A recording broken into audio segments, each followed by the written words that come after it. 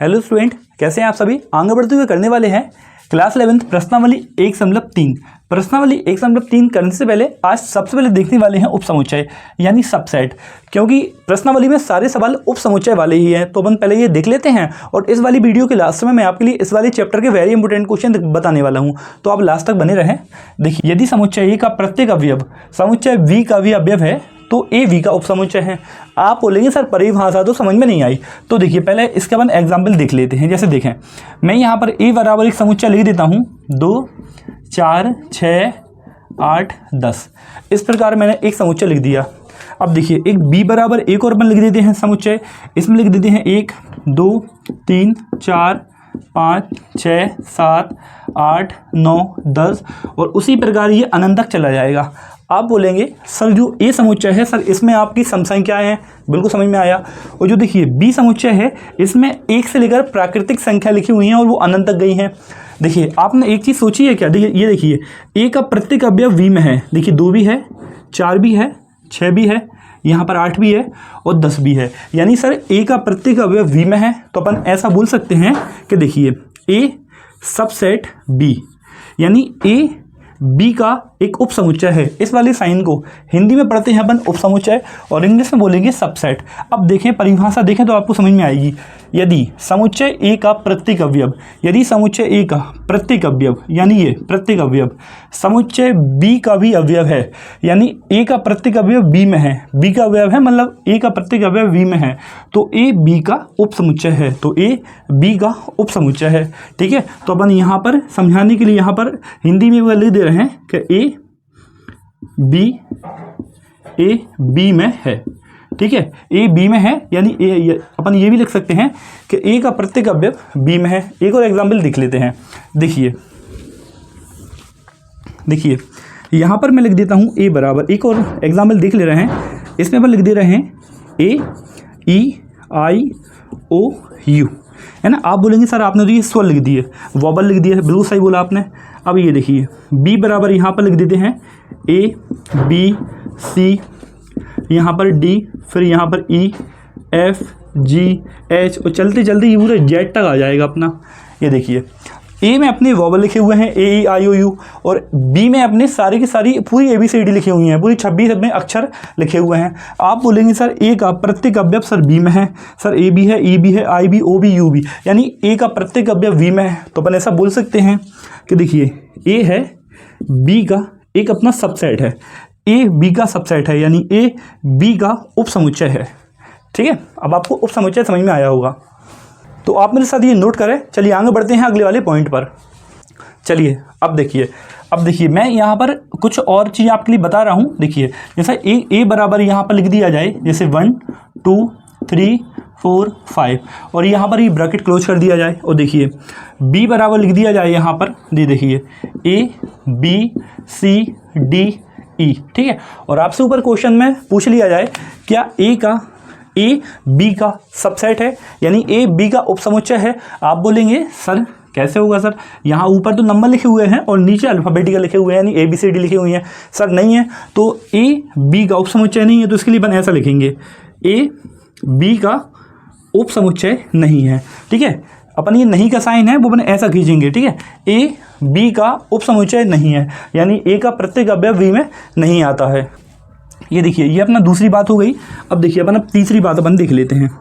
देखिए तीसरी बात ये आती है, ये देखिए जैसे मैं आपके लिए ए बराबर यहाँ पर लिख देता हूँ 1 2 यहाँ पर 3 4 5 बस।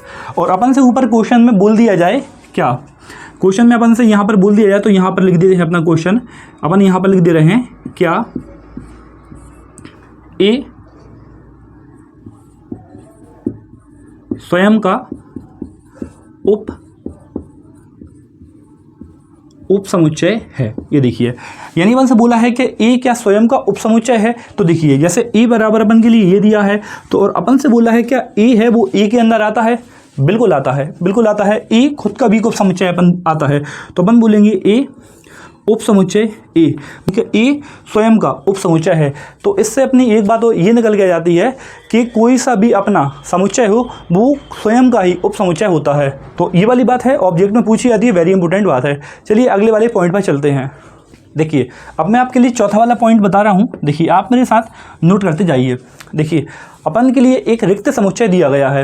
रिक्त समुच्चय इसके पहले वाली वीडियो में मैं आपके लिए प्रश्नावली 1.1 और 1.2 और इंट्रोडक्शन वाली वीडियो में पूरे डेप्थ तरीके से बता चुका हूँ। यदि आपने इसके पहले की वीडियो नहीं देखी है तो इस वीडियो के डिस्क्रिप्शन में मैंने पूरी प्लेलिस्ट की लिंक दे दी है, तो आप उस प्लेलिस्ट पर की लिंक पर क्लिक करके आप पूरी वीडियो को सीक्वेंस तरीके से देख सकते हैं। देखिए रिक्त समुच्चय यहाँ पर अपन लिख देते हैं पहले रिक्त समुच्चय। ये देखिए रिक्त समुच्चय यानी ए बराबर अपन के लिए दिया गया है, ये पूरा ब्रैकेट अपन के लिए दिया गया है, अंदर एक भी अवयव नहीं है।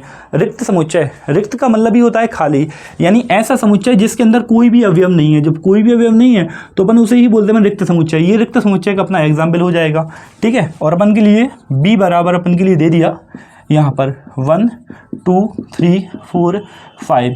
अपन से बोला है क्या ए बी का उप समुच्चय है, तो आंसर आएगा हाँ। आप शौक हो गए, लेकिन आंसर हाँ है, ए बी का उप समुच्चय है। याद रखें कि रिक्त समुच्चय सभी समुच्चयों का उप समुच्चय होता है। फिर से बोलें क्या, रिक्त समुच्चय सभी समुच्चय का उप समुच्चय होता है ना। तो अपन लिख देंगे ए उप समुच्चय बी, है ना। और यहाँ पर मैं आपके लिए वेरी इंपॉर्टेंट पॉइंट करके यहाँ पर मैं लिख देता हूँ आपके लिए नोट में, आप ये मेरे साथ कॉपी कर सकते हैं कि रिक्त समुच्चय सभी समुच्चयों का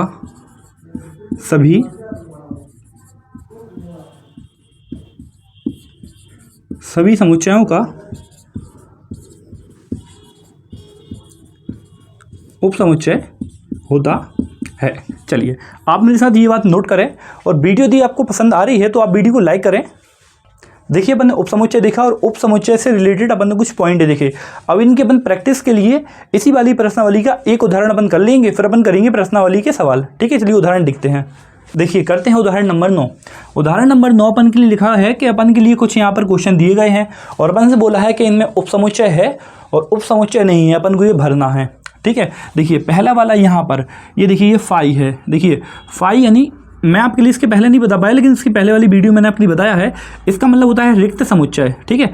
रिक्त समुच्चय के लिए आप हमेशा पाई से अपन दिखाते हैं ना, इसको अपन पढ़ते हैं फाई, है ना। याद रखें फाई बोलते हैं अपन, फाई से दिखाते हैं। तो देखिए फाई है क्या बी के अंदर आता है। तो लास्ट वाले पॉइंट बताया है कि रिक्त समुच्चय है वो सभी समुच्चयों का उप समुच्चय होता है ना। फिर से सुने, रिक्त समुच्चय सभी समुच्चयों का उप समुच्चय होता है। तो देखिए इसमें आ जाएगा उप समुच्चय, ये वाला साइन आ जाएगा पहला वाला, यानी फाई है यानी रिक्त समुच्चय है, बी का उप समुच्चय है। अब देखिए सेकंड वाला, क्या बी यहाँ पे लिखा हुआ है ए और बी। अब देखिए ए में क्या लिखा हुआ है, यहाँ लिखा हुआ है 1 और 3। क्या ये 1 और 3 बी में आता है? एक तो है सर, लेकिन सर ये 3 नहीं है। अब देखिए 1 है 3 नहीं है, तो अपन बोलेंगे ए बी में नहीं आता, यानी ए बी का उप समुच्चय नहीं है, यानी अपना ये वाला साइन आ जाएगा, उप समुच्चय नहीं है। अब देखिए तीसरा वाला आता है, देखिए ए और सी, क्या ए का अवयव सी में है? तो देखिए ए में क्या है 1 और 3, अब सी में 1 भी है 3 भी है। अपन बोल सकते हैं कि सर ए के जितने भी अवयव हैं सर वो सी के अंदर आते हैं।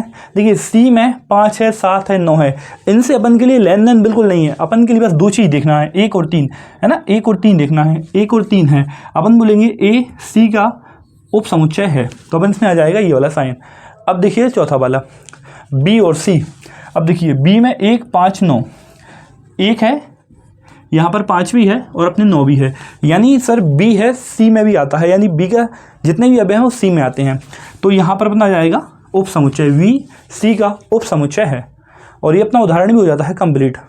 आज की वीडियो अपनी इतनी ही रहने देते हैं। यदि आपको वीडियो अच्छी लगी है तो वीडियो को लाइक करें, शेयर करें, चैनल को सब्सक्राइब कर लें, और नेक्स्ट वाली प्रश्नावली की लिंक यानी 1.3 प्रश्नावली की लिंक इस वाली वीडियो के डिस्क्रिप्शन में दी गई है, तो आप उस पर क्लिक करें और आप पूरी वीडियो को देख सकते हैं। Thank you so much.